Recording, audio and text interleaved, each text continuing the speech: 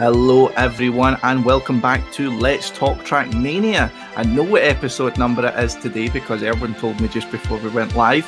It is episode number 40. I'm back once again. I'm your host, TMScotsman. The TM does stand for Trackmania, so you know I'm not a scam. Or at least I was not a scam. Let's just say it like that. But yeah, we are back once again along with my lovely co-hosts. As always, I have Mr. Shorty Tobias. Or Shirty too, now I should say, and I'm sorry, you know I have to, and we have Mr. LuckersTurbo along with us today. Before I go on to the rest of our usual stuff for the start of today's podcast, how are you guys both doing? Yeah, perfect. Go ahead. Yeah, that was the answer. Perfect. No.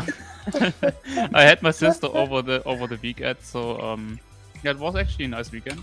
It was we watched a movie, we watched a series, we went eating out. Yeah, it was nice. And now I'm basically in the holiday with my sister, relaxing. Nice. And I'm ready and prepared for Trackmania again, with a new microphone, obviously, as you can see. Yeah. You're becoming a singer now, or what? Yes, I'm becoming a singer and also songwriter, as you can see. I fucking can't even play this, so don't look at it too much. But I didn't have any other space in the room. Can we like pretend this is not even here? Hey, we've got plenty of weeks worth of podcast going. I want, episode number, what will we say, Turbo? Episode number 60. We expect a serenade from Shorty. Yeah, we do that. Else you have to give a round or two when we meet up. Yeah. All right. He's like, okay, don't worry, we just yeah, gotta learn it. Just beer, yeah, no problem. No, we should agree on the song or something like that then, or something that's easy enough to learn at least, okay? Hallelujah, there we go, and we can make up the words to it. We'll make a Trackmania Hallelujah on keyboard. And we're gonna sing. Yeah, exactly. Speaking of singing, I mean, there's a voice that is so harmonious to my ears that I've not heard in, a week, Turbo. I mean, as harmonious as your voice is, I always prefer your face. How are you doing? Yeah, I am actually very stressed out, I would say, because, planning of the Cup, getting my vaccination that completely messed me up. I was literally dead on Saturday. I slept for 15 hours, but I had a cup. That was great. Now I'm organizing everything because tomorrow it goes to the beautiful country of Portugal, where I'm visiting a friend who's living there for 1 year. And yeah, I'm doing good. I mean, you can see the stuff probably there in the background because I don't take my luggage bag with me. It's a different story because a friend of mine, we have like a huge luggage bag where we put the luggage in because we only can put one thing with us, and the other things will go with us in the plane, and the other things one thing in the hold and the rest will go in the exactly. Yeah, and that's why it's there, and I don't pack it, but everything is good. I mean, did a lot of things today again, and now it's already 8 o'clock. It's incredible, but I hope you're doing good as well. I mean, I'm good as always. I mean, it's been a whirlwind of a week, it feels like. I mean, I know I would have said it last time, but, becoming more on board with the Esports Scotland side of things, that's starting to move on a little bit, so getting a little bit more work to do, which is always nice. I was streaming a little until, like yourself, the vaccine absolutely leathered me. Like, I mean, I needed momentum to get out of bed. That's how bad it was, like, that was... that was a sight to behold, shall we just say. But I still had to work, so I mean, no rest for the wicked, as they do say. But yeah, survived that. A little bit more work to do, and yeah, it feels like it's been really busy. Had my first driving lesson in 3 years, and that was yesterday morning. And well, as far as I'm concerned, it went pretty well because he basically says to me, right, you should book your test, basically, and I'm like, okay. But yeah, the tests, yeah, of course, the tests are super delayed here in Scotland, so the earliest date is like January. So yeah, that's going to be a bit of a pain in the arse, but yeah, at least we're starting to progress to get back driving again. and you know that's good. But on the topic of how things are in our world, just want to give a lovely, well, I'll say it's lovely before I even say it. I just want to say to my dear Bomba, I hope you recover soon. Bomba's currently in hospital, having issues with his balance organs. I believe he put the term, which with his ears then, or essentially, yeah, he's been having a very rough time of it. So we hope you recover soon, Bomba. He probably is not watching, but yeah, recover soon, mate. The feeling, the message is the there. gesture is important. Yeah, exactly. But before we do get into today's podcast, of course, which as always is brought to you by ESAC.gg. Bit of important news about ESAC. Everyone's favourite tournament man at the moment, it seems. SRK is now joining forces with ESAC to collaborate on all existing and future matters and competitions and stuff like that. So big welcome to SRK. Lovely to have you involved with ESAC. If I can speak on behalf within my role of ESAC, and of course I'm sure Erwin and everyone else at ESAC feels much the same. Lovely to have someone of his caliber and his enthusiasm on board. I mean, we've talked at length about the kind of projects he's been involved in through the podcast. I think unanimously we can say that we've definitely been a big supporter of his work, and great to see that now ESAC is going to be an even better place with him. But off from me, getting on to everyone, shall we just say. Well, a few of the things we wanted to talk about today. One of the things you've instigated, Turbo, regarding, kind of a new kind of interesting format along with your cup, which took place just recently there. Also, some other competitions that are either coming back or are going to be back in the limelight at least soon. We have TMFL, we have the TMM Teen Cup. I need to keep remembering all the acronyms for all of these, because this is just going to be letters to some people.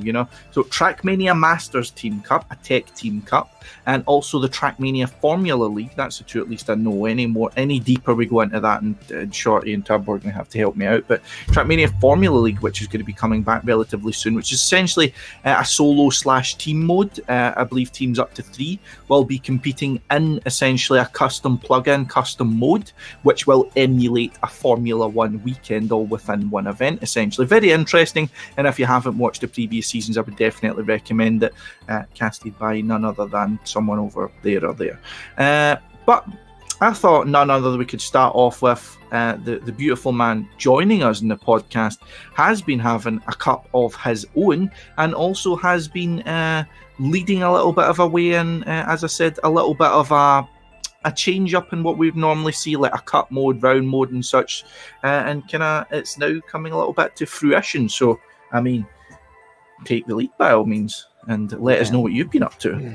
So my idea, so every time when I was casting an event initially, it was like that, it's decided, the first place is decided and the view numbers dipped. I just saw that afterwards in the analytics and stuff, but like the tension and the hype was over. Of course, we had some great rounds coming up, maybe triple finalists or something like that, but what I wanted to do is that the last position is getting decided first. So it's something called reverse cup mode. So I think you all know what cup mode is. So you just collect points for cup modes for your respective position, you gain points. In normal cup mode, it's that the first position is gaining the most amount of points, and the last position the least amount of points. In reverse cup modes, you start with a set amount of points, in this case 100, and the first position loses the least amount of points, and the last position, in this case, loses the most amount of points. So if you then drop to 0 points, you activate the so-called finalist mode, and you're not allowed to lose a single more round after that, else you are eliminated. So it's like a knockout with steps on regarding your performance, and if you hit a threshold, you are on that you are in the finalist mode, and then you're eliminated. And we had some great matches there, also some very, very tight matches. But yeah, maybe have you guys fully understood that? And maybe in the chat, hopefully you all are up with that. I mean, the tournament was very good, but I think there are still some flaws in this thing, but I think it went very well. Also, thanks to Boss Bravo and Jenga, who helped me there tremendously. I mean, Yeah. certainly I think for it's me, I pretty think easy. it's very, very easy to understand, and yeah, it is very nice. I mean, I would love to have it, some sort of dramatic name, instead of reverse cut mode. Like, what can we think of? Survivor Survivors. mode. Yeah, I like that. Survivor mode. But yeah, I mean, without the tie into the cut mode or something like that. But yeah, I mean, I wasn't entirely sure how it worked before you'd, described a little bit about it. But the one thing which I really like is the mindset going into this, is the reasoning behind it. It's not just you've thought, fuck it, let's just fucking switch cut mode on its head and, we'll see how that works kind of thing. But I really like that and definitely agree with that idea that it's like, the tension all goes out of the match when the first place is decided, because that's what everyone's there to see. You're always there to see who's the best in the world. Like, I mean, what is it they say? History never remembers second place, and even more so in Trackmania, you'll be very hard pressed to remember who got third or fourth in a tournament, never mind second.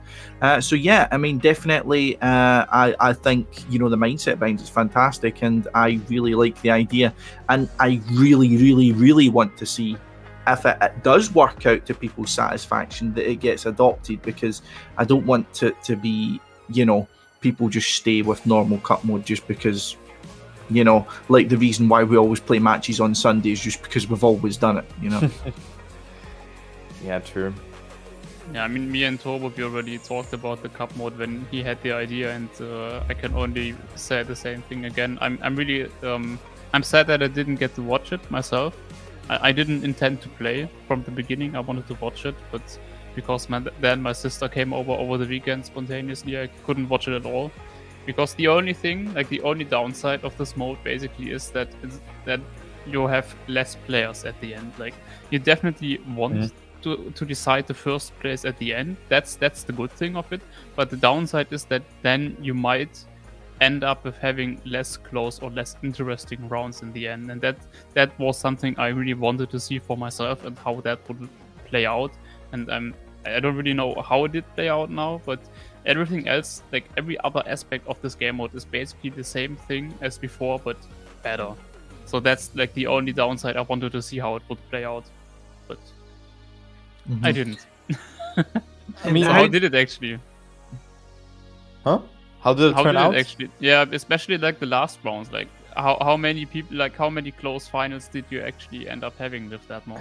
Oh my god, like Deska, for example. I think SRK still has PTSD from that match, but it was the quarterfinal, and Deska was first finalist, or I think second finalist, together in the round with Deska, and Deska just won this thing. He won against Dexter. Like, of course, now it's, you have to, instead of getting first, you have to not get last.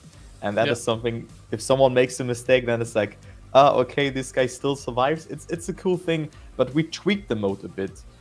So when one player was out, so when there were only 3 players left, we changed the repartition that the first place loses 4 points, the second place loses 6 points, and the last place loses 10 points, so that you actually don't have that, like that it goes a bit faster.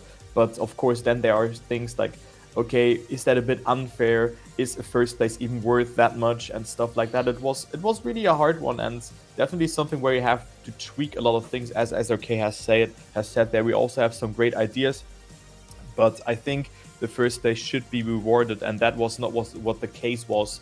I remembering Dexter, who played very, very well in the final, eventually got second. I mean, I'm just spoiling here the result, but I think it's very important to understand that Dexter was, I think, only getting minus 17 points on one map, and he was leading, but then he got like once or twice last, and that really cost him so much points, or so many points. And Granadi, who didn't get last, was just really capitalizing from that. So it's a good format for consistent players, but of course then eventually it comes all down to 1 or 2 rounds at the ending for the top 2 players, and I think that's also what you're addressing there. But I think even then, the best player wins, or the player who can co-pressure the best. Of course, it shouldn't be decided by a bug or anything, but you can really have a head start into that if you maybe 10 or 20 points ahead, but even then you can lose it all. Yeah, but it's like in cup mode as well, right?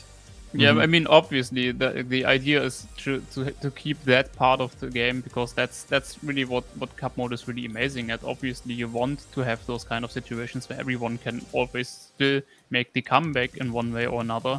But the problem of the original Cupmode was is that it's not only unfair, like it really is technically, clearly very questionable. Like, especially if you have the point limit from, like, most cups have a point limit of maybe like 100 or so.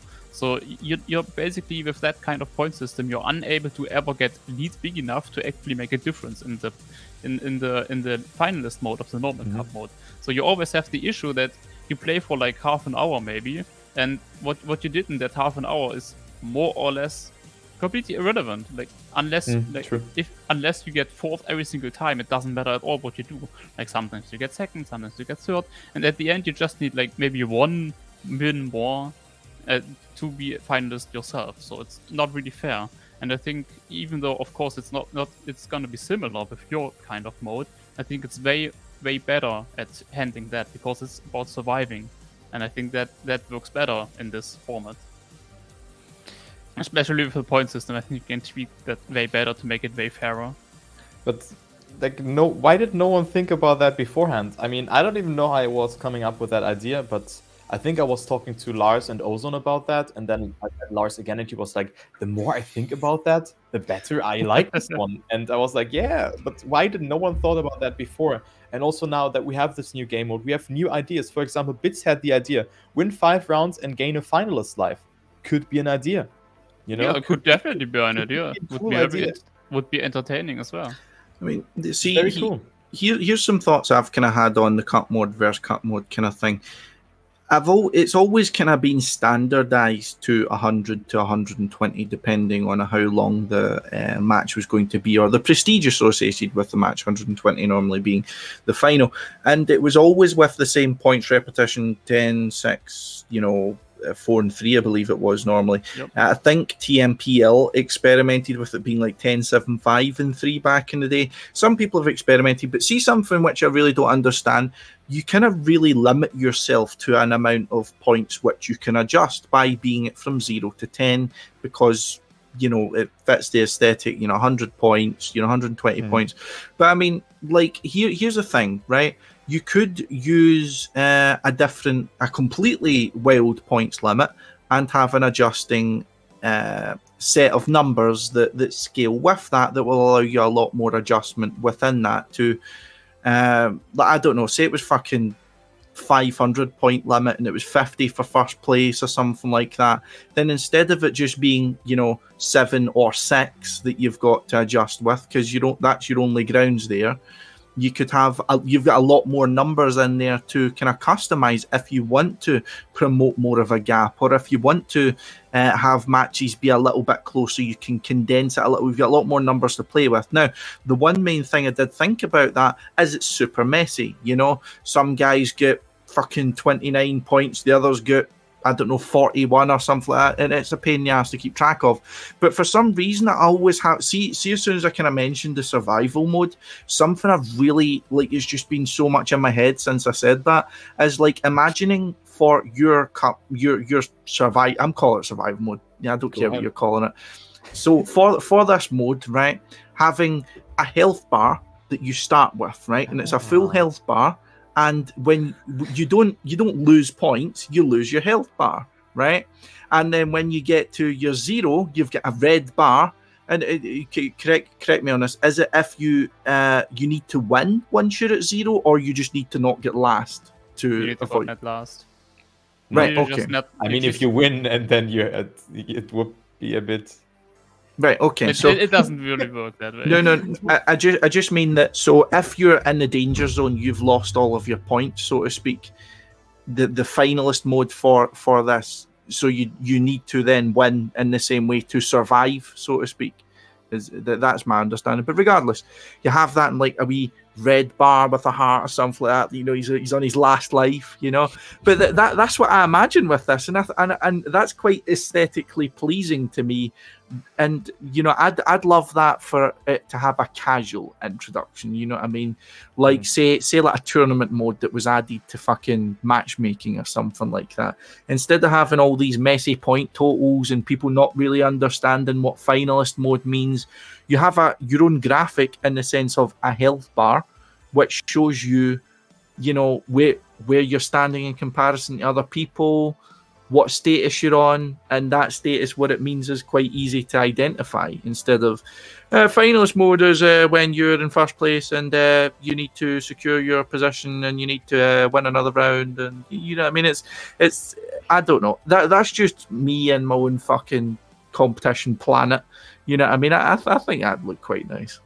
Yeah, like CSGO does it with the overlay, basically. I mean, it doesn't really change how the mode works or anything. You could even do it for the normal. It doesn't need to. It doesn't need to change anything. It just makes it easier to understand and visually more aesthetic as well.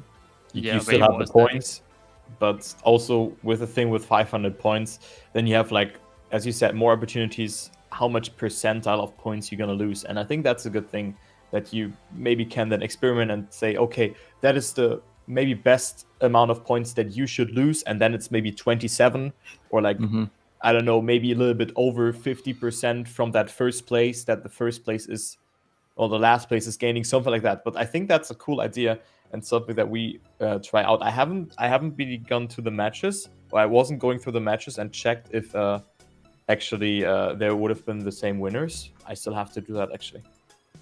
You know, you could even scale the point loss. Like if you don't even pay attention to like the exact points someone loses, because you always have the visual graph, you could even implement something like you lose points or you lose your health depending on how far behind you are compared to the first guy. So if you could, because you don't have to care about how many points he lost or not, you just look at the health bar. You know, like in theory you could even implement something like that then now. Because otherwise it would have been way too complex, because understanding it, or in general just making it so that people understand, would have been a problem. But if you make it visually pleasing and visually easy to understand, you don't even need to understand the underlying concept of how it's gonna... Because I don't fucking understand how exactly the health is gonna be determined on CSGO or another shooter, you know? I don't care. I mean, I know a bit about it, but I don't know the specifics. So... I just look at the health bar. I see what you mean, but yeah, of course, then imagine just Carl Jr. Pack and, I don't know, anyone else is playing against each other, and then they just blast out the rounds and no one is losing points, or like hardly losing any points. Of course. And then you're just 1 second behind and you lose everything. Yeah, but oops, yeah, of course, the mistake is then very costly, but then of course you don't know how long a match will take. But still, it's like maybe can create a bit more tension as well. I don't know. But that could also be a cool idea. No, not sure how you can realize that, but we already had things like that with the... You can calculate it. With the PEC, where also the time went down, something like that, where you calculated that. Maybe things like that can also work. And in terms of that, it's just a mathematical question, you know, based upon, like, if you're one, like you would tell your target, so to speak, I want a match to last 30 minutes, for example, and I want it to be focused on having close rounds at the end, but still with some dramatic elements to it. And then that's where you start your work from, you know. Not everyone needs to know exactly how it works, kind of a thing. I mean, for example, instead of having a number of health, so to speak, you have a percentage, you know. It's so the only people really worrying about the numbers are the people who are setting it up, and how the, you know, for example, how it's been set out in the rules can go into detail and shit like that. You just need to know that it's fair. Yeah, exactly. You just need to know that it's fair. You don't need to know anything else. You just put a little percent there, so it's not like he's got 321 points of health out of 600. Cool. You know, like it doesn't need to be complicated like that. A little percentage of a health bar, you know, maybe, but let a wee heart meter that, you know, goes like that way, and then like there's a wee heartbreak symbol here, so that when you get here, your heart gets broken and you're out of the match. You know, like, you know. See, I've got this all planned out. You know what I mean? Like, this is gonna be my return to competitive Trackmania. Okay, I've only properly ran one event, and it was my own subscriber event. Okay, that went well. That went well. Okay. Next week we're going to talk about Scotsman new tournament from ESAC. I just have to do something. Now Erwin laughs me out of the shop, you know. Fuck off, you do it yourself, you know. Don't embarrass me with your ideas.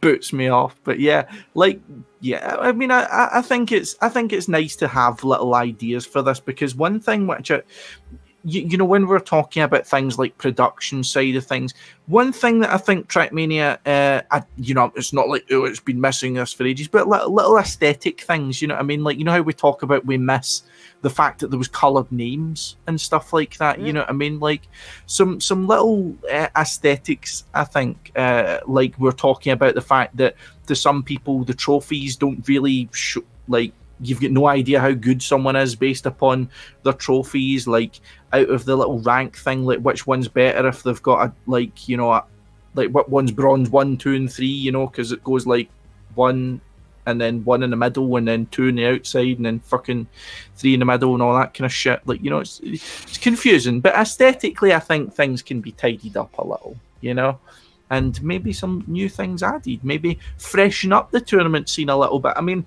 I was watching one of my friends streaming Apex Legends the other day, and you have the little character box down in the bottom left where it tells you, like, your name, your HP, you know, what armor you've got and stuff like that. And he'd put his own custom overlay on it. And it wasn't anything mind-blowing, but I was just like, cool, you know? Like, it's just little aesthetic things that can, I don't know, refresh your eyes in a kind of sense. Yeah, and that we don't have in Trackmania. That's for sure. Of course, yeah, with the Trackmania Grandleague, more things were coming in, but still there, things could be added also by default to a maybe Cupmode thingy that you have, okay, this player like has this amount of points and, I don't know, has this PB on the map, something like that, you know? Just fetch the data from the server and then display it there. I think it's not really that hard. But yeah, I mean, it's cool that I kind of, got something here, because with that realization, maybe someone was like, or everyone was like, yeah, that's a good idea. Like, let's go and maybe develop that, or maybe let's go and find something else and try to rethink that. I'm looking forward to see if a tournament is actually going to use that. But I think so. I think that organizers will go ahead and use that.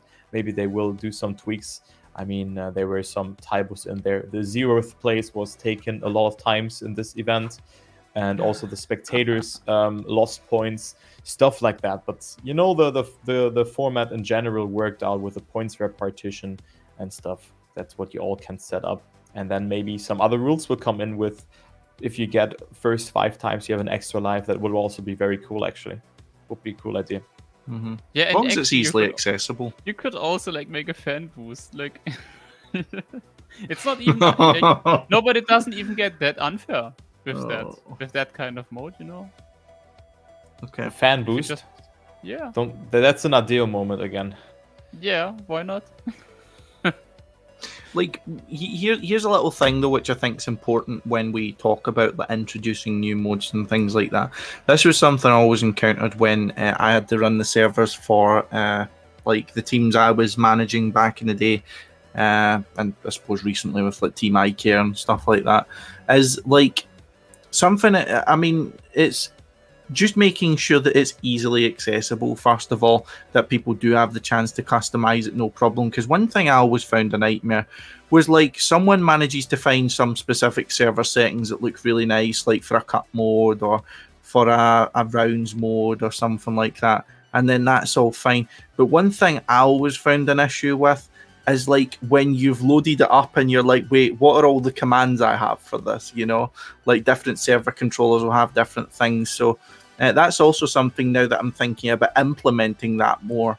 I suppose cup mode, rounds mode, time attack, they've had kind of years of optimization through different controllers, you know, optimizing commands for them, little things that are going to support it, but not even just like making it accessible for people who know what they're kind of doing with it, but also making it accessible for people who maybe haven't run something like this before and they're trying to figure it out on their end. But yeah, I suppose that's more of a kind of server controller thing, and I've really no idea what the state of them are at the moment. So, I mean, might be easy, might be not. You don't really need server controllers or comments and stuff. It can be implemented in the game mode itself. And considering that Boss Bravo was the one that wrote the game mode, I think there already are some things like that, maybe even. I don't think you need a server controller for that. All right.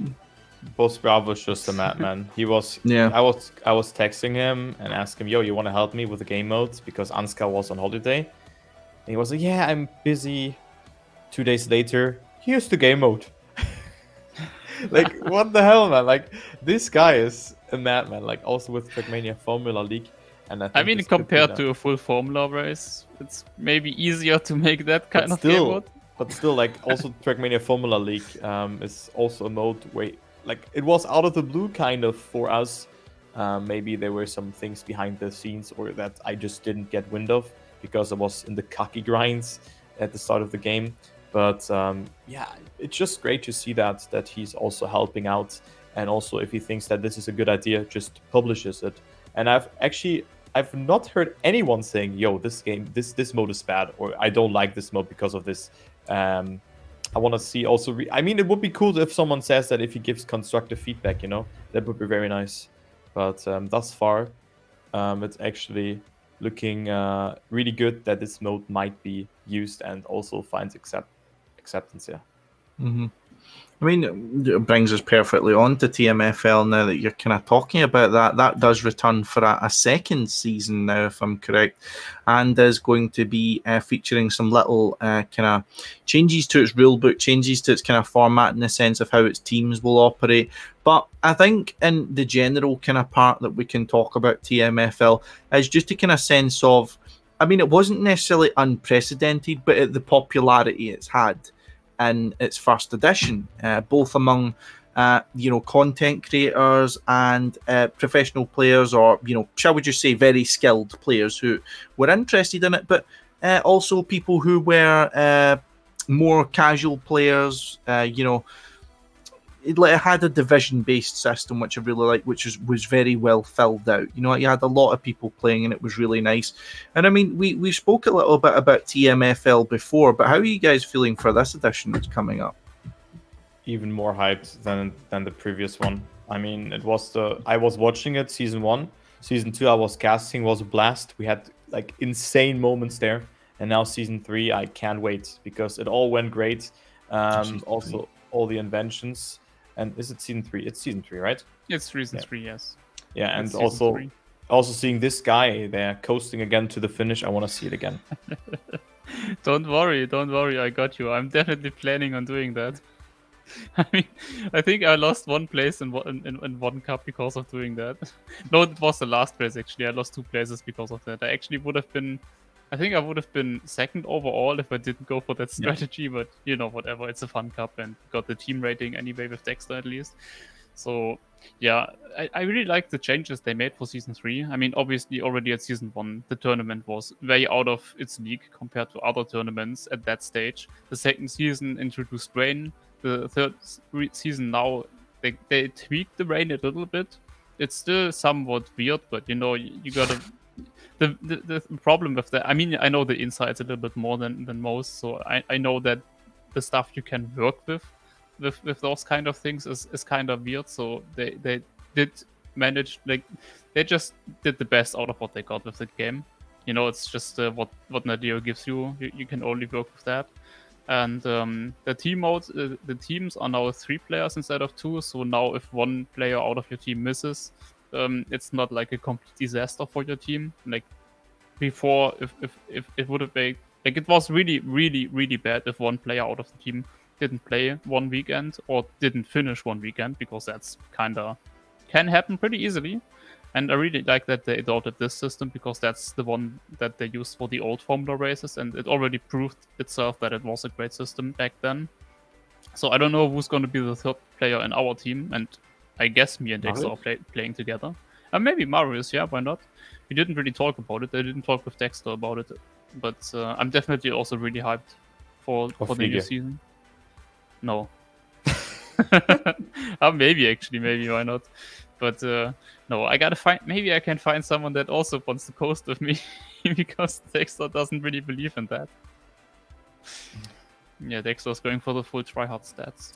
So for anyone who doesn't know, in Trackmania Formula League, we have like a unique format with tire management, with your fuel, and if you don't have fuel, you just freewheel. Yeah, you have to pit every now and then, and Shorty's strategy was to just go ahead and try to make as little pit stops as possible. So he didn't go for 3 or for 4, he went for 3 pit stops. And with that, he also tried to not wear his tires off too much.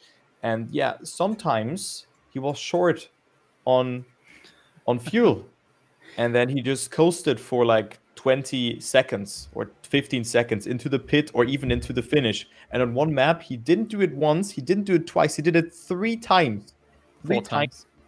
Wait, was it 3 or 4? No, I mean, I did it, I think that was 3 times I had to pit. So I did it 3 times into the pit, and then I did it into the finish as well. I think I only captured 3 times, but this guy is a madman, and he's not going for the full risky lines, like for the full drift lines, because if you drift, your car is losing more tires, or like loses more tire percentage of that. Has a higher tire wear. Yeah, tire wear, whatever. I think that's then you can join me in the casting booth then, and say, yo, you have to say this here, because sometimes I'm just missing out on that. I'll do the words. Yeah, you do the you words. just make noise. Oh. And then Paul is talking. You have to say this. What? And Turbo was like, ah, ah, Ah. ah, ah. You have to go crazy now. Something insane happened. Oh. Oh. No, but as you said, you know, I mean, this kind of game mode, especially because of tire wear exists. So the idea of the game mode is basically to be as close to Formula 1 as possible without like completely destroying how the game itself works. So drifting obviously still is possible. Drifting obviously still is faster, so you do want to drift. But because the tires lose way much more grip over time, if you do drift, you kind of want to try to maybe find 1 or 2 turns where drifting would in theory be faster, but you don't drift because you can save tires, and then maybe pit like 1 or 2 times less in theory.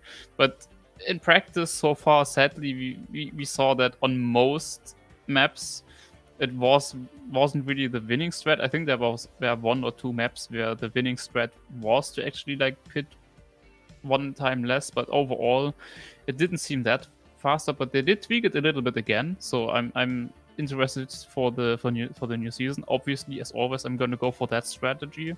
Even if I lose with that, I don't care. I wouldn't be faster with the other strat as well, I think. But in theory, like the idea is to make it better. And also, what's difficult with the balancing there is obviously it's gonna be very different for Division 1 players and for like lower tier players. Like we can drift, like the Division 1 players, they know their car inside out, they can drift perfectly well. But if you're in a little bit lower tier, like if you started off with Trackmania, then obviously like for going for drift itself already is risky for you, you know. So balancing that and those kind of strategies is really difficult, and I can't really stretch how much of a good how great they already did it, you know. Like I when I say that this or that could be better or I don't like that, it's really just nitpicking at this point. But it's really great. I mean, you saw it, right? Yeah, you saw every single race. You saw multiple people going for different spreads, even if it didn't like work that. It didn't always work out, but there were maps where it did work out, so you can't really say anything bad about it. And most of the maps where I went for it, I already knew beforehand that it wouldn't be the best strategy. So it's not. I can't blame anyone for that but myself. And I just wanted to test how good or bad it actually would be, just so we can also increase and like improve it for this season, for example. So I was basically going for the same strat every single race. So at least when I give them feedback, I know what I'm talking about, right? That's that was cool, my kind of idea. But also always when we spectated, we know, okay, Toby or Shorty in this case is going for something unique, and that was always cool because it was always standing out, and it somewhat worked out. As you said, you could probably also fully blast it like Dexter, but it's just cool to see different strats every time. Like someone is going to the pit and Shorty, no, let's go in 3 laps after, and he's in first. That was very cool. nothing was better than the last race, to be honest. That was amazing. I lost places with that so much, but I didn't care. It was great. Everything was on there. There was a turtle. I mean, you can also not respawn, and there was you coasting. There were so many things. That was a great race, yeah. It was a great race. It was a great map as well, in my opinion. Yeah, I just hope that also a lot of players will show up, and that it will not correlate with Trackmania Grandleague, because it is actually not, or partially, I think. Because partially with the TMOGL qualification, but it's not at the same time, so you can still participate in both. Yeah, because last time we only had, I think, Muda and Scrappy playing, but Scrappy only played the last couple of races.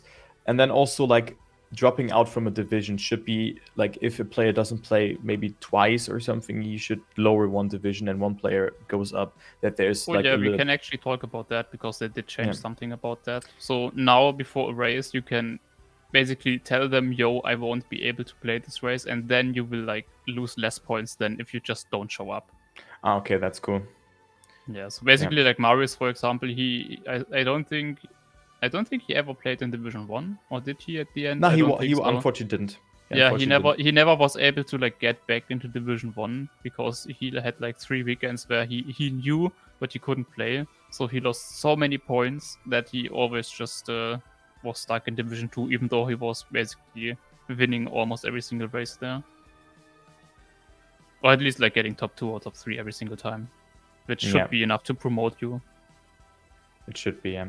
But that's not how the system has worked, and there should be some tweaks, but I think they're gonna do that.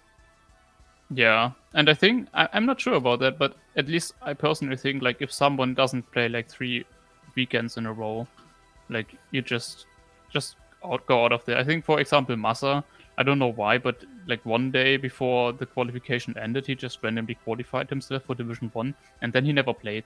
And after, like, 3 or 4 races, the problem is you have so many divisions, even with the division system where you can demote divisions, you just never get someone like him or someone in the first couple of divisions out of the division system ever. It's just impossible. Will be Div 5 or something, or Div 3 or Div 4. I don't know where he ended up at the end, but, you know, it's... Yeah, just... There should be a way to remove people when they obviously don't participate. Yeah, contact them or something, true. Or just say, okay, you didn't play 1 or 2 races, we didn't hear anything from you, what is going on with you, or just demote them 2 divisions or 1.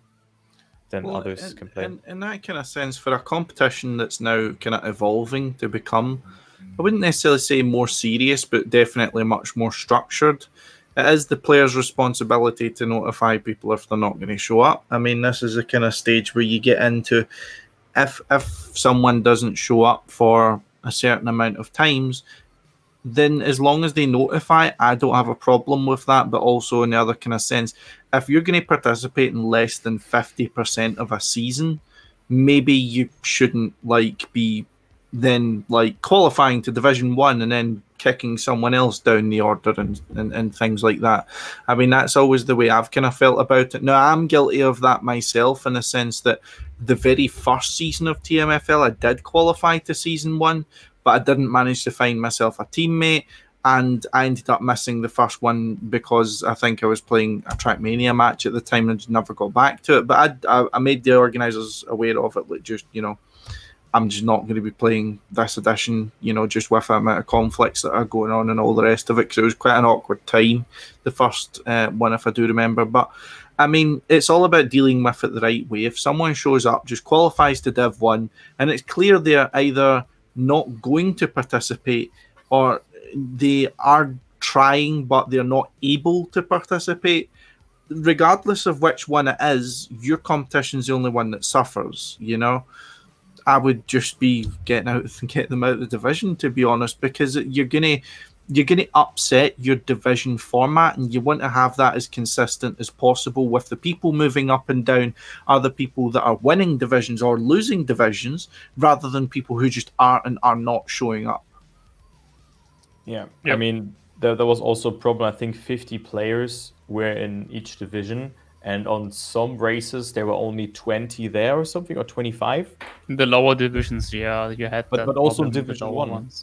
That was also the case. In one race there were like 20 or 25, 30 players, and I mean, the division should usually be full, right? Usually. Was that the rain race? Yeah, I don't know, but also I think last or No, but second last race. That shouldn't be the case. That's what I mean. Yeah, definitely. But well, you can't really. I don't know what happened there, but you could have definitely like made it that instead of only 20 out of 50 people would have been there, that at least like 30 or 40 wouldn't have been there with some changes. Yeah, but still, that should be punished maybe a bit. You know what I mean? Like, of course, not like you drop out. There can always be reasons why someone is not playing, and there will always be reasons. There will also be players not showing up and Div 1 next time. I mean, also with my cup that I was hosting, you know, I had 70 players, give or take, inscribed. 50 showed up. It's great, but then only from the 20 that didn't show up, 3 or 4 told me that they won't show up. You know, it's like just the way it is in Trackmania, isn't it? It's just how it is everywhere, and you just have to take that. And yeah, maybe after the second time, if a player doesn't want to play, maybe in the Massa case, say, yo, you know, you just drop down to Div 3, or will you even play? If you don't play, we can just cancel you out and everyone moves up 1 rank. It would also be good. Yeah. I mean, I think now in Trackmania, it's been enough of, you know, kind of pandering to the players in the kind of sense of like, and I mean this from a tournament organizer standpoint, because in work we had a lot of issues with different communities in Apex, for example, who were used to being pandered to. Like, they would be asked, are you signing up for this tournament? Are you signing up for that tournament? Have you got this ready? Have you got that ready? Are you going to be here? If they're not here, they're getting messaged. Are you going to be coming? What's happening? What's happening? Whereas, you know, the way I would kind of suggest doing it in Trackmania, if these people aren't showing up and they're not and they're not coming forward to you, it's not the organizer's responsibility to go chasing after these people. You know, it's their responsibility to come in and notify you that something's wrong. It's the same way it happens in work. If someone's not showing up to a tournament lobby for me, it's not my responsibility to go chase them down and ask them why they're not there. It's their responsibility to tell me if they're not going to be there on time. So if there's something I can do about it, then I can do it. I'm not going to go and chase them down. You know, if they don't want to show up and play, if they're not going to remember to show up and play, regardless of what it is, that's not my problem. That's their problem, you know, and I'm not going to let it be my problem, so to speak, in a kind of sense, unless I have to, you know. And I think in Trackmania, I mean, I suppose it's different for people you want to play, you know, like you want someone to play who's going to stream and bring viewers in, then maybe I can understand that. But on the other side of things, I would just, you know, Celavi, if people aren't going to show up, you know, you make it clear in the rules. Someone doesn't show up for, say, the first 3 matches or whatever without an explanation, they're removed from the division, you know. So it's it's almost like a pre-sort phase, so to speak, you know. Well, I mean, they already did go into that direction with you losing less points if you tell them beforehand. I don't know if they made the punishment bigger if you don't show up at all or not. I'm not sure about that, but you also only have like 2 or 3 wild cards. So after you did that 2 times, then it doesn't matter if you tell them before or not. So yeah, in theory, you have like 2 or 3 races where you can not show up. But yeah, I mean, speaking of rules, I think that kind of gives us a little bit of a point to move on to something else, which I figured we could talk a little bit about, so we don't, you know, end up 3 hours deep and we've only talked about 2 things as usual. But yeah, I mean, another thing which we've not really skirted around, but never seem to have got to in terms of Trackmania, has been the Trackmania Grandleague. In the start of August, so a month ago, released their new and updated rulebook for the upcoming season, which is detailing quite not a comprehensive change, but quite a lot of fundamental changes in how the modes necessarily aren't changing for Trackmania Grandleague, but the way it's going to be conducted will change. Open Grandleague is going to be changed quite comprehensively. Have you guys had a chance to look through it at all? Yes, but I have to do it again. Yeah. Well, I only know the big change with TMGL, but I'm actually the more I think about it, I'm really not sure if we already talked about it or not. No, we didn't. We didn't actually. We haven't talked Are you about sure? it. So, I mean, the one change already is that the Trackmania Grandleague will start mid of October, so 5 weeks later than the last full season. The last full season was starting on the 13th of September 2020, and now we're starting late, and we will end up with everything just before Christmas, actually. Mm-hmm. Yeah, I do see that here. So you're going to have your step 1 through to 8 on each Sunday. 8 steps, 3 Yeah, 8 steps. Step 1 starting October the 17th. Step 8 finishing Sunday the 5th of December. The final chance being the 12th of December. OGL final and Super final being on Saturday the 18th of December. And the finals of Trackmania Grandleague being on Sunday the 19th. Also announced are the Spring 2022 season dates, which will be from 20th of February on a Sunday all the way through to the last chance on April the 17th. Saturday, the 23rd of April being OGL and Super Finals, and the Grand Finals being on Sunday, April the 24th. And last but not least, in terms of the rules, the World Cup of 2022, Open Qualifiers being in June, Saturday the 11th and Sunday 12th. Group stage of June being 2 weeks later, 25th and 26th, and playoffs being Sunday the 3rd. However, it all, of course, might change. But one thing which I think, now that we have a rule book out and we have a little bit of an idea, if we kind of take it in a structure of just like looking through the rule book, I suppose that will probably be easiest for us and others to keep track of. One thing I'm noticing here, I believe this is through the regular season. I don't think, correct me if I'm wrong, I don't think the cash prize is actually changing up that much, if I do see so myself. That's 5,000, 6,000, 50, roughly about looks like 9 to 10,000 for the regular season, I think that is. But yeah, I mean, I know it's been one of these things that people have always been kind of calling for, like, oh, you know, we need a big cash prize in Trackmania. We need, you know, something to match up with what everyone else is doing and blah, blah, this and blah, blah, that. Add a 0 to everything. Yeah, add a 0 to everything. And the final, of course, as I scroll down a little bit, the cash prize for that will be 6,000, 7,000, 7,500. So in reality, we're pretty much getting the same prize pool as we have always done for Trackmania Grandleague. What's your guys' thoughts on that?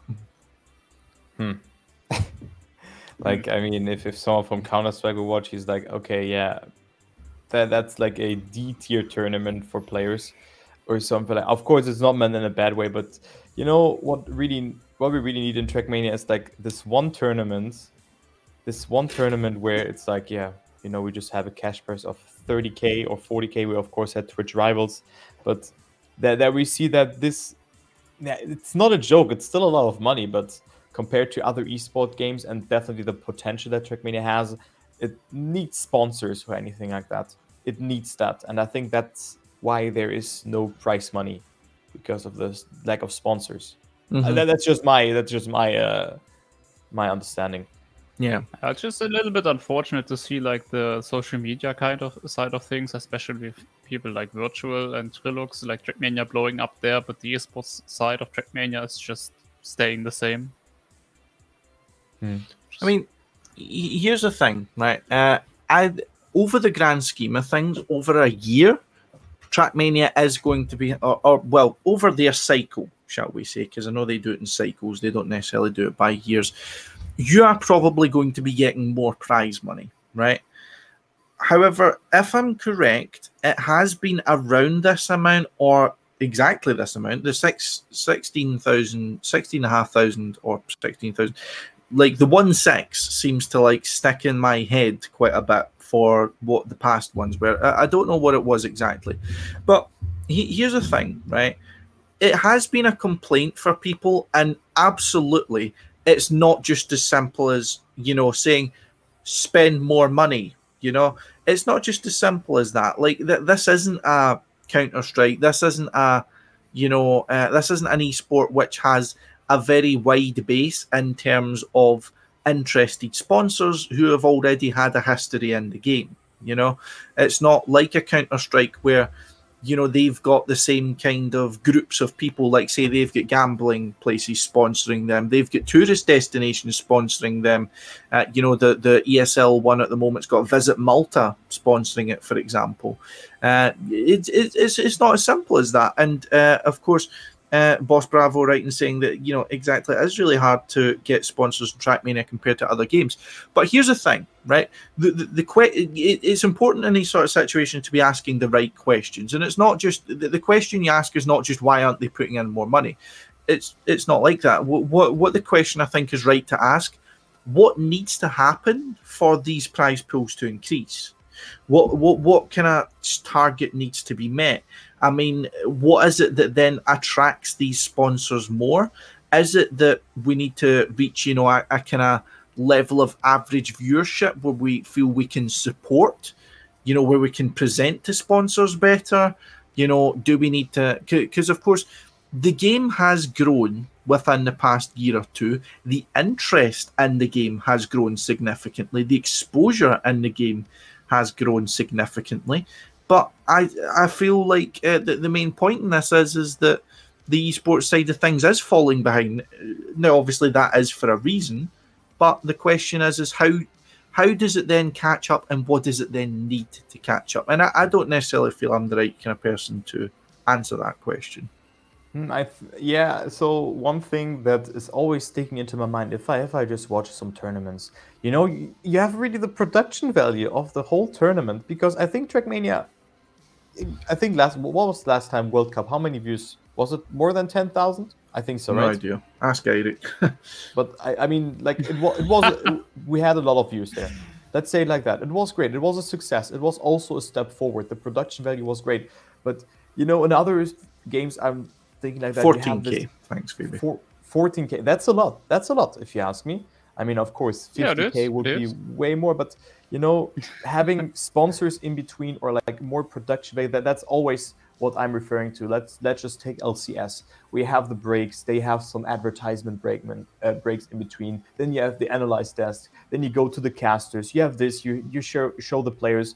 Some things were there last time. Show some random Red Bull cans.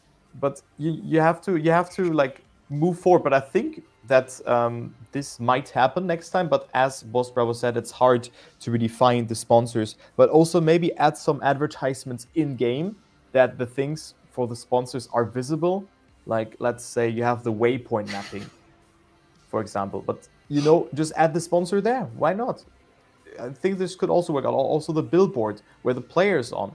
We have a huge sponsor thing there, and maybe do it somewhere else as well.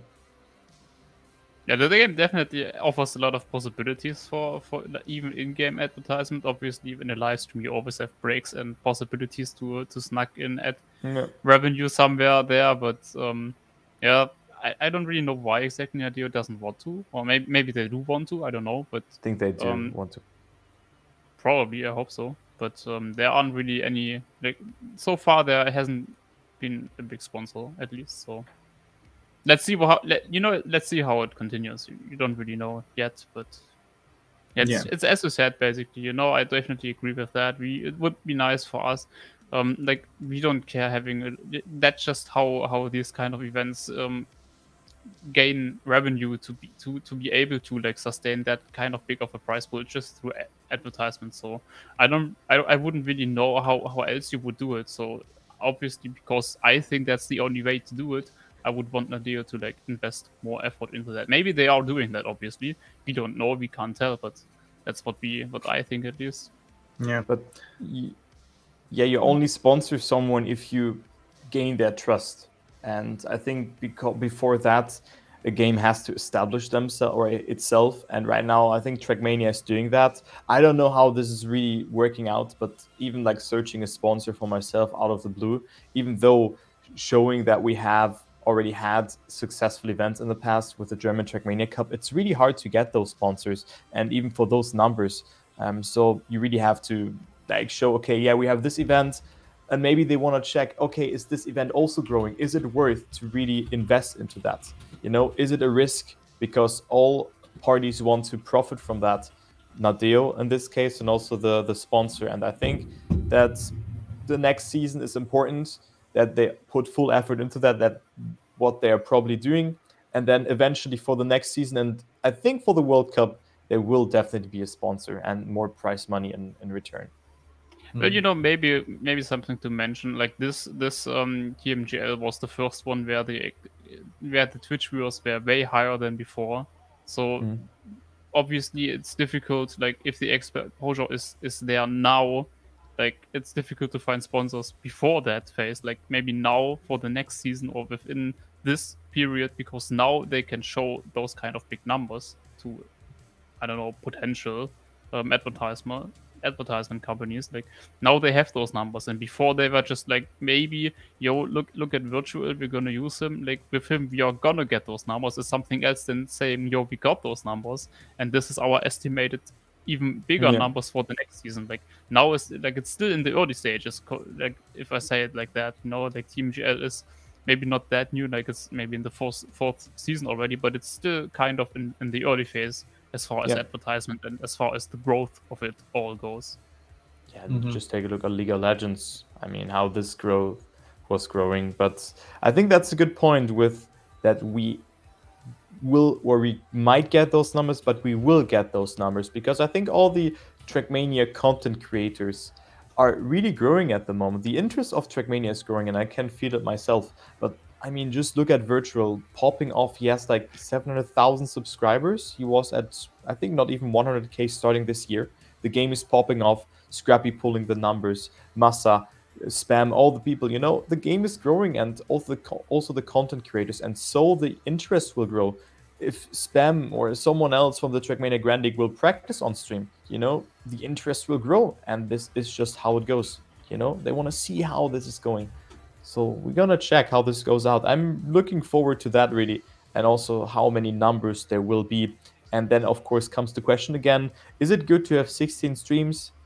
Is it only good to have one main stream? But here we go again. That's something else, because that is definitely not helping for the growth if views are left, right, and center, like the Discord situation on Trackmania, for example. It's a good thing, because then, yeah, maybe they do that because of the highlights and stuff, which is true, nice. yeah. But you can do the same without having to have like 16 separate streams. You know, like if you have like, I mean, you need more work first in the background now, because you have to have like people watching the drivers instead of streamers watching the drivers, and they need to like be hooked up so you can like show highlights, maybe even within the stream already or something like that. But yeah, maybe that's the reason why they wanted so many, because they wanted everything to be like viewed by someone, so they can also use it for the highlights. I don't know. Yeah. But that's definitely a positive of it. So like there wasn't anything that happened that we would have missed, because like, at least in theory. In practice, obviously you can still miss something, because no one is forced to only and always only spectate your own driver. So, but in theory, with that, you definitely had a way bigger coverage of the whole event itself, even though it was scattered from more channels. Yeah, I mean, I think Trackmania is doing a great job, so don't get me wrong there, Phoebe. But, you know, you could do it like that. I mean, maybe there's 16 people on the server then, they just spectate, and then they're like, oh, this happened. Beep, press the button, you know, create a clip or something with shadow play, I don't know, or whatever. I don't have any idea how you create that in production value. Then upload it, or like just forward it, and then they can implement it as a highlight. Okay, this happened in lap 3 to Massa, where he crashed or something like that, you know, and then just do a flashback. I think this could be an idea.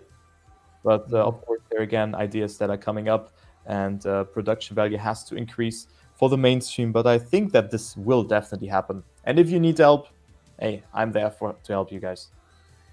Well, you know, something we can definitely mention, what Phoebe wrote, it's definitely like, we make it seem really bad, but if you think about the numbers and the fact that the game itself also is really new, and that the support from Ubisoft also never really was maybe that great, especially considering it as an esports game. I don't think, at least from my point of view, I don't think Ubisoft ever really considered Trackmania to be a potential esports game. So TMGL now being there, and TMGL getting into like the second real season with the new game is really early, and the numbers are growing, and I think we are definitely, like Phoebe said, it's definitely not bad. Like the numbers are good. We are going into a good direction overall. We are just nitpicking and hoping it would be even better, obviously, right? But we always like thriving for it to become better, and like also with, I don't know, like why didn't we do that and this? I think it's going a good way. Also Trackmania in general, and we just have to hope that it will develop the way it is, and also how the imagination or like the mindset of Nadeo is that it should work out. You know, we just have to trust them there. But maybe Paul, you have another idea, maybe because you're just silent here. No, not necessarily. I'm just absorbing here pretty much. I mean, I'm in a kind of stage where, when it comes to like discussing how you can do conversion and stuff like that, I feel like in a sense that I would be talking out my ass if I tried to make it sound like I knew what I was talking about when it came to like who you should use, when you should use them, how you should use them, you know, what just methods do it like me. Just throw one random thoughts. I'm not pretending that I know anything about it. I'm just throwing in random thoughts basically, because obviously I have no idea about that. Like I know nothing about the insides of that. Well, I've been in this podcast for 40 episodes and I've seen the error of my ways. And I kind of says, but no, I mean, it's just more in the sense that I mean, I don't really have that much more to add in that kind of sense. I'm just interested to see how things are going to develop, and how the strategy continues, you know. Like I said, my kind of questions in this kind of sense is more interested in the methodology behind it, not necessarily questioning the methodology, just wanting to learn more about it, to be honest. I want to find more about, like, you know, what's the kind of checkpoints of this journey, so to speak. At what stage do you need to reach? What goals do you need to reach before you can ascend to the next level, so to speak? That's kind of what I want to. Obviously, it's not going to be as strict as that, but it's just something that I personally would kind of be interested in keeping track of, just because I'm like, ooh, you know, that sounds cool, kind of thing. I like knowing the reasoning behind things. Like, you know, I'm more privy to that in my job, but then again, I've got an NDA in my job, so I mean, like, I'm going to be privy to information which I'm not going to be able to share. But it's nice, and I'm sure the same will be said for a lot of Nadeo's projects. But it's nice to learn more about how they're deciding to go through with these sort of things. And I think it's just nice learning more about the approach of Nadeo in general, because they have been that kind of shadow behind the curtain that we've not really had an insight to for quite a long time in the game. We've not really had, it's like been, you know, the shadow hand, you know, controlling the puppet, so to speak, that you've not really seen what it's doing or why it's doing it. And it's interesting now that there is a bit more accessibility, you do get a little bit of a window to that, and I'm just interested to see more of it, to be honest. Yeah, I mean, we can leave it there if you want, and just move on to the next topic, because I think I don't want to add too much to that. I'm just hoping that everything works out well, and I'm trusting Nadeo at this point, because last time there was really an improvement around, and and for now, I guess we have to see how the new format of TMGL is gonna pan out. I mean, you know, that is a huge fact to everything, right? Like, how we've been talking so much and we didn't even get to the actual changes. We just spoke about what was already the same. No, it's the same every single week, right? No. Yeah. No, bullshit. But yeah, I didn't even drink beer yet, so wow, could have been first. Shorty's undrunk, indeed. No, but yeah, I mean, that's the biggest change as far as we can tell, right? So, and that's obviously going to have a big impact on viewer numbers, on interest and everything, on how much the players are going to be interested in it themselves, like how much the players are going to be prepare, because depending like how motivated the players are going to be, and obviously like depending on how motivated they are going to be, the casters and everything are going to be also maybe more motivated because of the format, maybe less, we don't know. Obviously we hope it's going to be more motivation, but in general, you know, that format is basically the format is the key of a tournament anyway, and always is. So that's interesting to see how the new format is gonna be played out and if it's gonna be successful. I mean, one person is more than likely going to be streaming it. How do you feel about the format, Turbo? I have the same idea as I had. Okay, I love it. Yeah, I mean, I think I most likely will cast for Pack again. I haven't disclosed anything there. I don't know anything. But yeah, even if the tournament will not be successful, I'll still like burn for Trackmania. Let's say it like that. You know, it's like not that the tournament has no hype around it. You burn marshmallows and Molotovs. But yeah, you know, I would still be hyped for that because it's always great to see him play. But you got the joke now. Oh, yeah, I was just like, wait, what? But yeah, let me actually take a look how the format is going. So I think they have. So should we quickly go into that, or yeah? Should I explain, or are you trying to find it because I can kind of remember it on the top of go my ahead. Head. All right. So basically, there are gonna be I think 5 or 6 maps. Let it be 5. Let it be 6. That's not the key point. So they're gonna be like 5 maps where they play normal rounds mode like they did before, and 5 maps. Okay, they're gonna play. Then 4 out of those 5 maps. Thank you, SRK. 4 out of those ones are regular rounds modes. They're gonna save up points. And the 5th one, they are gonna be able to like multiply the points they got before. So, and the way that works, everyone is basically starting out as a finalist. And if you win the first round, I think you get like your points from the earlier maps multiplied by 2. If you win the second round, multiplied by 3, and that goes on until the 8th place. And the 8th place has like a multiplier. But multiplied your points by 8 or something like that. I don't know. Or 5. It's 2, 2, 2, 2, 3, 3, 4, 5. Okay, so 5. And then like 9th to 16th place is just going to be multiplied by 1, or like left at the points you had. Yeah, exactly.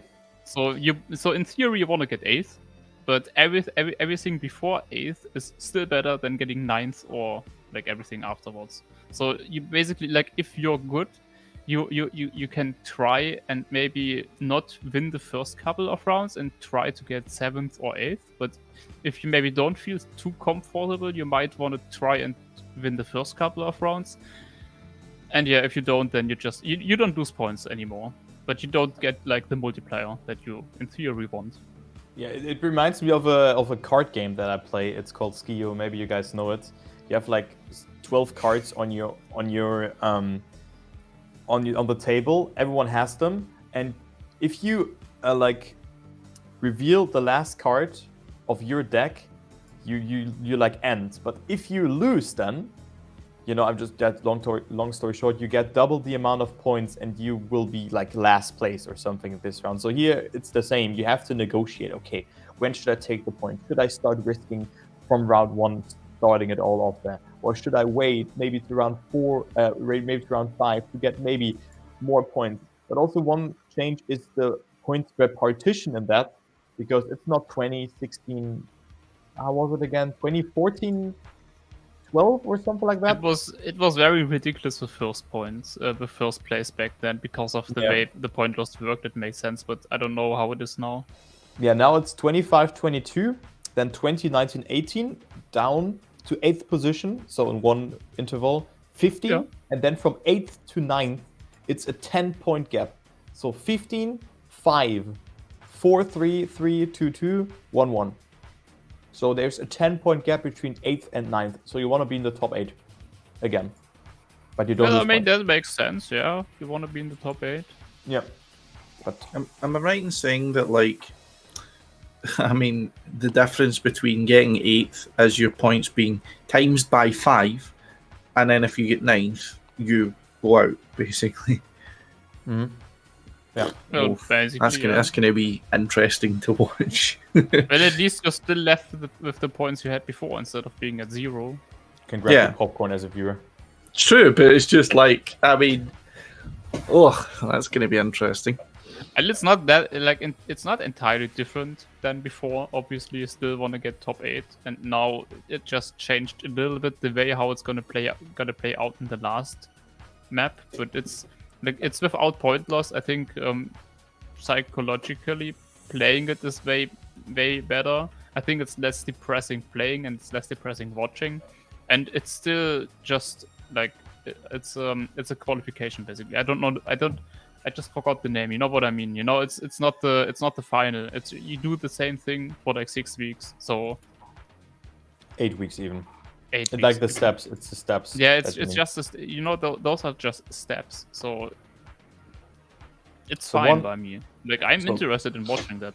Like I'm really fine with that change. Like I really was one of the people that really hated the point loss, even fully knowing why it is like that. But with this kind of system, I'm kind of positive with that so far. So how is it happening with the maps actually? Because there's one map that is the decider. There are 5 maps in. Is one map getting cycled out each week, or 2 or 3? Like how many different maps will there be? Because now we have, so again, summarized. We have 8 steps that will be played. Each step is consisting of 5 maps. The first 4 maps will be played normal Trackmania Grandleague mode, and the other one is played in the finalist round. Yeah, so that means that you play one map with 2 laps, and concerning your position, so if you win a round, you're out of that then, and you multiply your points. If you're not in the top 8, you won't multiply your points. If you go out late, you will multiply your points more with a higher number. In this case, with 8th position with ×5. Yeah, but how many maps will there be actually? How many different maps? Do you know? Does someone know that? Or is that not known yet? I think it is known, but I don't know it myself. Let me check. Let me check. Yeah, you have those cashew nuts in front of me. They're great. I want some as well. I'm gonna eat a pizza afterwards though. Map order? It's gonna be better. Oh, pizza is great. Map pack here. There we go. Oh, it's just the final. Maybe someone finds something here. I don't know. So, I mean, just in general, to kind of wrap up everything about... Fuck you. about how, you know, the things are changing in regards to the regular season. I think Open Grand League, I think, is fit for another time. We'll discuss that since there's a few more things that are going to be changing about that. But for the regular season of Trackmania Grand League, do you, just in a kind of summary, do you guys feel better about it now going into it? Or are you kind of, or are you, like, I mean, for me going into the playoffs, I believe it was, or one of the most recent stages of the tournament, I felt I was going into it with, you know, excitement, but a lot of confusion as well. I mean, how would you kind of summarize how you guys are feeling going into this? Good. It's Positive? again it's a very unique format again. It's something that we haven't seen, but yeah, again, you need to study this whole rule book here, the whole, how many pages are that? The whole 27 pages to understand that. Then you have to take your exam in that, and you have a bachelor degree in that, and then you maybe have understood it. So it is very complicated again to explain to a viewer. But then they're like, hey, he finished like he was the last player to go or to win a round. Why does he get ×5? You know, like you have to explain that the format is like this and stuff. But I think it's good because this combines risking with also a bit of saving because of the top 8 spots that you can be in, that you can reach with saving, and also driving consistent over the 6 laps and then blasting it out on the last map. But I don't know. I mean, of course, there can also be players maybe just be in the bottom 8, just having accumulated 20 points and then just blast it out on the last map and just go home with 100 points and then get more points than a player who initially has 1 and 2 maps, you know? That's then again how this is really fair or unfair, but it's all about coping pressure eventually, like a bit like my format or the reverse cup modes. You know, it all comes down survival mode to this last map again. This will be very, very important if you either multiply your points or not. But I like it. Better than point slots. Yeah, good. Fair. I mean, I can only say the same. It's nice to be coming back to Trackmania Grandleague, and just in general, you feel like you're going into something that you do feel, in a sense, that you understand better. In some cases, I mean, of course, this, timesing up the points and things like that. I mean, I can understand it. It's more just, I know some people are going to be asking questions about it in the chat, same way as it was about the points lost, but I feel like this is a far, far easier pill to swallow in terms of how I feel about the, competitively. How it will work in terms of, creating drama, creating tension, which was, of course, all the little points which were, the arguments for points lost is going to be very interesting. So I'm going to await to see how it performs on that front, and then take it from there. Are you okay? What's going on? I don't know what is in my room. Do you need an adult? This thing is fucking huge, and it's not my mother. Don't say that too loud. Nah, of course, I'm only joking. Yeah, his mother doesn't speak English, so he's fine. Oh, it's there. Wait. Oh my god, what is there. that? Oh my! I actually saw that there. I didn't. Go ahead. But it wasn't moving. Yeah, well, when I was laughing earlier, I was actually not thinking back at your joke. I was thinking about something else. Like when we said maybe this is level 1 shield. Yeah, level 1.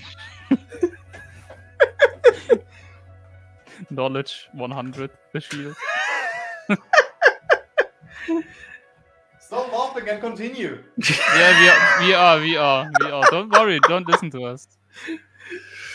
I got a great idea for the next one, like next week when we talk about maybe the Open Grand League. How about special guesting Marius and Lars, and then do a special episode of at least 3 hours, because otherwise we're not gonna fit everything they say into it. No, fucking you can host that one then. Like I can already see the talks like before playing an OGL season. Like if I ever gonna play an OGL step with Lars and Marius, they are just gonna talk about the format for hours.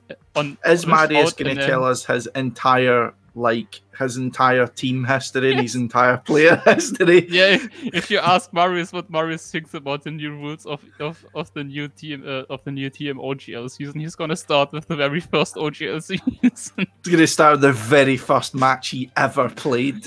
Yes, maybe. 2 hours into the podcast, and then I went to Euronics, Shorty's like, yeah. Shorty just awakens, from his slumber, waiting for Marius to breathe and then stop talking. Oh yeah, I was there too. Sorry. Now, we're not done yet. We're just we're talking about Marius and Lars now. But no, yeah, it's been an interesting one today. I mean, it always feels like it's one of those things. It's like before you go on for a speaking part or something like that, when it comes to Tuesday in Trackmania, I'm like, wait, shit, what happened in Trackmania the past few weeks? Even if I've mentally built up a little bit of a list of, here's this we can talk about, here's that we can talk about. As soon as I sit down, I'm like, wait, what's happened again? But it's nice. It's nice that we've managed to fumble our way through. But before we go, I do need a progress update, Turbo. What's the status with your fucking flying behemoth about there? Yeah, this thing is gone. But it was huge. It's huge. Right. Is it gone, or has it just temporarily disappeared? Vanished, okay. Oh my god, you're going to eat that in your sleep. But anyway, yeah, it has been a lovely podcast as always, with the lovely people joining me today, and also the lovely people in the chat joining us once again. It has been a pleasure having you all with us once again. And just before we finish up for today, as always, the podcast is brought to you by esac.gg. And as he is actually here now, also, once again, a big welcome to SRK, to the ESAC team. That's a lot of letters that I didn't expect to have to say. But anyway, yeah, I'm not good at letters. But anyway, thank you everyone for joining us so far today. Or well, no, not so far. for joining us throughout today. Hope you all enjoy the rest of your Tuesday. Yeah, it's Tuesday. And the rest of your week. So we will speak to you next week, hopefully same time and same place. Mr. Turbo's going away flying on a holiday, but I'm pretty sure he's just avoiding this fucking flying thing that's going about here now. But yeah, we will smell you all later. Enjoy the rest of your week and hopefully see you next time. Bye-bye. Goodbye.